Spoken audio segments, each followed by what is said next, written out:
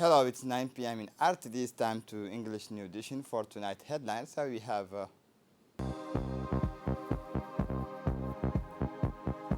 the messages of congratulations from the President of the Republic to his re-elected counterpart of France. For the international scene, 25 April said the World Malaria Day. Welcome to our newsroom. Message of congratulations from the President of the Republic to his re-elected counterpart from France, the head of state, His Excellency Ismail Omar Guelleh, addressed this Sunday evening his warm congratulations to Mr. Emmanuel Macron, proclaimed winners of the second round of the French presidential election in 2022. This confirmation of the choice made in your person by the friendly people of France twice and the confidence placed in you testify to your status as a statement capable of uniting the French nation beyond the division and especially around the ideals of which France is the singer through the world, wrote the head of state in a telegram of congratulations sent to his President Macron in the wake of his re-elections. I would particularly like to renew to you our deep desire to continue building our bilateral relationship, which is anchored on the ancient and deep friendships, which is based on the principles of an alliance that we must constantly cultivate together. President Guelleh noted in the same document. I would like to reiterate our warmest congratulations on your re-elections, which we are delighted about today, and to express our sincere thanks for your many commitment to Africa. I hope that we will be able to strengthen and deepen these age-old ties and this partnership, which we hope will be a privileged one. President Ismail Omar Guelleh also said the candidate for his succession, Emmanuel Macron, was declared the winner of the second round of the French presidential election 2022 this Sunday evening to the tune of 58.2% against Ms. Marine Le Pen, who collected 41.8% of the vote. France presidential election, Emmanuel Macron, re-elected President of the French Republic. Emmanuel Macron was re-elected this Sunday as President of the French Republic against Marine Le Pen, the outgoing head of state, winning more than 58% of the vote, according to the results announced by the Ministry of Interior. Long rumored to be the favorite to succeed himself, Emmanuel Macron becomes at only 44 years old the first incumbent president to be re-elected since the adoption of the direct universal suffrage in 1962. He is also the third president of the Fifth Republic to serve a second term after François Mitterrand in 1981, in 1995, and Jacques Chirac 1995-2007, with a little over 41% of the vote, thus improving by some 8 points his score of 2017. Marine Le Pen achieves, however, the best results ever achieved by a far-right candidate at Élysée. The President of the Republic receives the newly elected Mayor of Djibouti. The President of the Republic, Ismail Omar Guelleh, received this Monday late mornings at the Palace of the Republic the newly elected Mayor of Djibouti, Mr. Saïd Daoud Mohamed. This courtesy visit of the head of state served as a framework for the new Mayor of Djibouti to record the ways and means for an ancient collaborations of its services with the public authority, including the government and the general administrations. It also served as an opportunity to rigorously identify, in order to prevent conflict of competence, the respective file of work assigned to their state institutions, including the prefecture of the city, council of Djibouti, member of the presidential majority, winner in the last regional and communal elections in Djibouti. Mr. Saïd Daoud Mohamed also received during this audience a general inventory of programs to be prioritized for a greater relay of the concerns of citizens to public authority. After his talks with the president, Gele said the new mayor of Djibouti said to the press, I took advantage of this meeting with the head of state to thank him for the confidence he has placed in me. I will always work for the achievement of total synergy between the aspirations of your people, of our peoples, and the guidelines set by our government, said the same reaction Saeed Dawood Mohammed. This Monday, the Committee on Finance, General Economy and Planning examined this Monday, April 25, 2022, under the chairmanship of the Honorable Sharmake Musa Arwe, the financial account 2018, 2019, 2020 of the International Company of Hydrocarbons of Djibouti. This meeting was attended by parliamentarian members and non-members, and it took place in the presence of the Minister of Energy in charge of Natural Resources, Yonis Ali Gedi, the general director of the hydrocarbon direction and their close collaborators. At the end of their examination is a dialogue initiated. In this sense, the commissioner issued a favorable opinion and forwarded the above mentioned financial accounts for adoption at the public session of the National Assembly. On Sunday, April 24, 2022, which coincides with the 223 day of the blessed month of Ramadan, the Minister of Decentralization, Qasim Harun Ali, organized a collective iftar at the Campeski Palace Hotels. The newly elected regional and communal officials, in addition to his colleagues of the Minister of the Budget, Isman Ibrahim Roble, were present at the iftar. The President of the Regions of Interior, the President of the three different communes of Djibouti that composes the capital, the executive of the Ministry of Decentralization, the team of Expertise France, a moment of sharing conviviality and communion, the opportunity for the Minister of Decentralization, Qasim Harun Ali, to congratulate once again the elected officials for their overwhelming victory and their assumptions in offices last week. The minister took this opportunity to encourage the elected officials to work closely together to promote team spirit to best meet the demand of the population. The Secretary of State in charge of sports, His Excellency Hassan Mohammed Kamil, with the Director General of RTD Aden Jama'a, the ladders, namely Mohammed Hamid, Mohammed Mahmoud, and Abdul Qadir Burhan, have distinguished themselves by their hard work and professionalism. During the last African Cup of Nations, check and certificate of recognitions were given to each of them.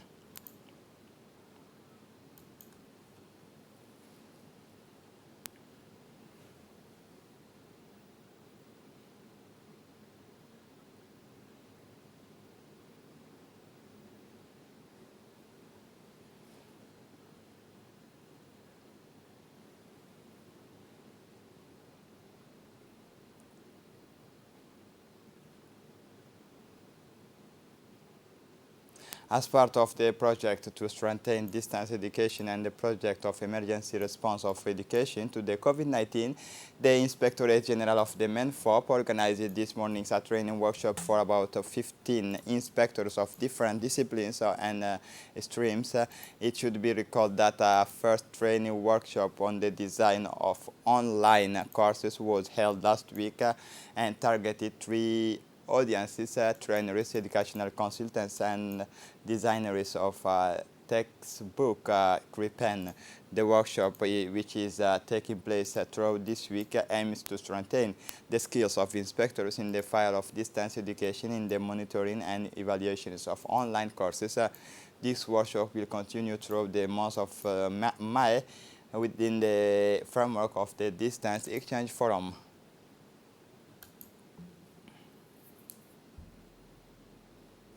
It is in this sense that a high-level regional workshop on harmonizing, improving the productions of and use of migration data in IGAD region was launched this morning at the Campeski Palace Hotel. The ceremony was chaired by the Secretary Director of the IGAD Health and Social Development Division, Ms. Fathia Abu Bakr Alwan, and the regional workshop was attended by representatives of international organizations, representatives of partner institutions, and the general directors of DZ. The commendable initiative is a major step toward greater harmonization of data and to contribute to their judicious use in order to carry out a successful evaluations of public policies, programs, and development projects.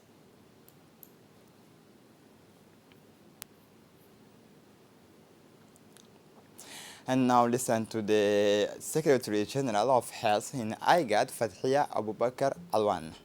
Migration is a significantly phenomenon within the IGAD region, and often also it's characterized by the migratory movement driven by multiple factors with high number of migrants, refugees, and also forced displaced population. As you also all know, the IGAD region are countries which are origin, transit, and destination for migrant and refugees who are increasingly using the same routes. Migration agenda also with our IGAD institution is also addressed, as you might be all aware, within the framework what we call the IGAD Migration Policy Framework, called an RMPF, that has been derived from the African Union, the Banjul Migration Policy, which has been adopted in 2006 in Addis. Donc the IGAD, the framework of policy of migration, has been endorsed by our Council of Ministers in 2012, but also is provide a comprehensive policy approach that address the strategic, thematic, institution, and also other challenges related to the migration governance in the IGAD region. Our also IGAD Migration Policy Framework, which is also our main common policy document, give the mandate to IGAD to create and also harmonize our migration data, and also the need to reinforce and analyze the migration data. As part of the activities of the blessed month of Ramadan, recreational sports activity continue in the CDCs of Djibouti City and the interior region as usual. This tournament is a ritual that dominates this holy month of Ramadan in all CDCs. Thus, the CDC constitute the real meeting place for the youth, and it is before and after the breaking of the fast of Ramadan, and in particular from 5 p.m. that the meetings of the teams are carried out on the omnisport ground of the CDCs. Several ten of clubs are brought to compete for the victory of these tournaments. Soccer, football, handball, techball, and chess are the disciplines of leisure sports chosen for this year 2022 in front of our public to come to enjoy the atmosphere and have a good time. Many fans gather around the fire on the stands to support their respective teams. The shouts of joy and the applause of spectators always follow one another, and a good natural atmosphere is remarkable on all the file of CDCs. Good luck to the teams, and may the best team win.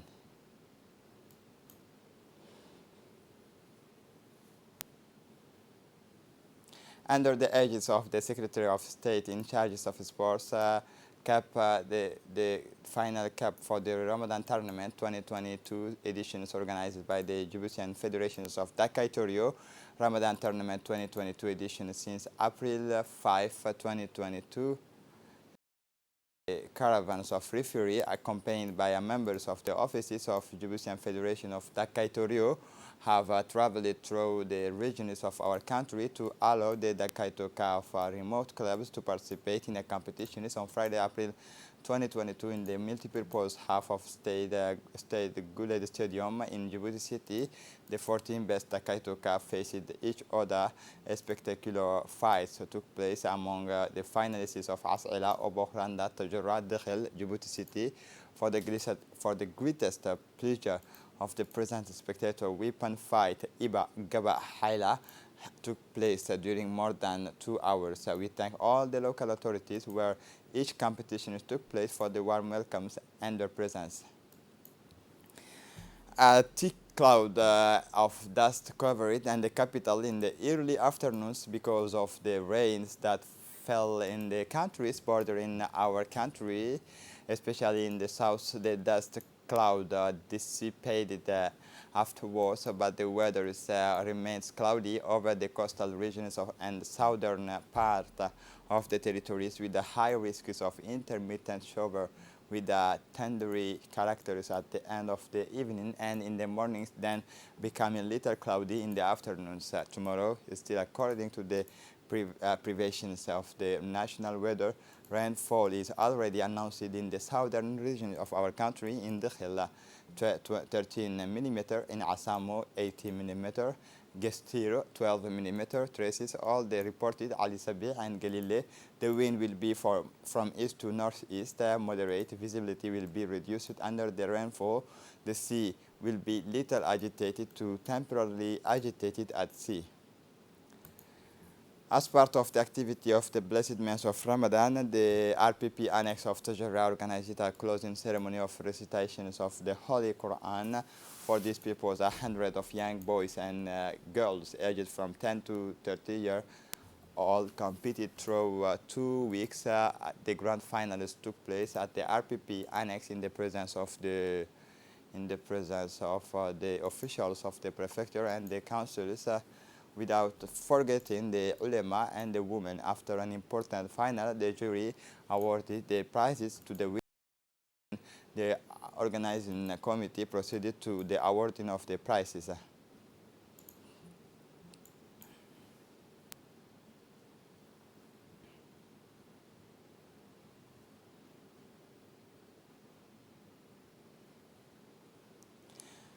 The women associations engaged for the protection of environment, known as AFAP, chaired by Medina Salah, went to the rural sub-prefecture of Dorra villages of Balho to proceed to the distribution of clothes of Eid al-Fitr with the vulnerable families. For 115 families at his arrival, they were welcomed by the elected of the sub-prefectures of Dorra, Ali Dini, and Ibrahim Idris, the sub-prefect of Dorra.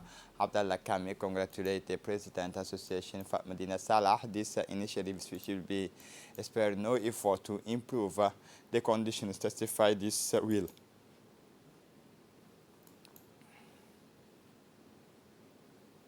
The ceremony of handing over the clothes took place at the Community Development Center in Ali Sabih in the presence of 300 families who benefit from these gestures of solidarity from the CEO Owl Group, Mr. Yassin Farah Awlad, a commendable and noble initiative which testifies the impulse of solidarity and humanitarian actions of mutual aid which characterized the Djiboutian businessman Yassin Farah Awlad.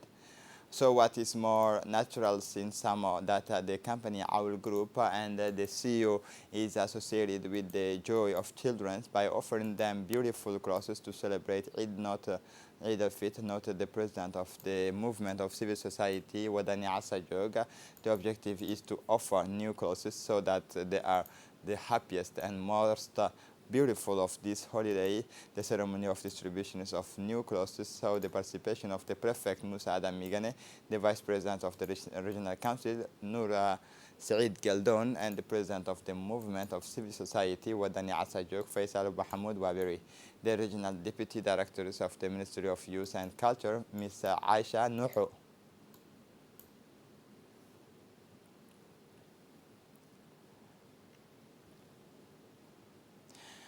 For the international scene held April 25 World Malaria Day. This April 25 marks World Malaria Day.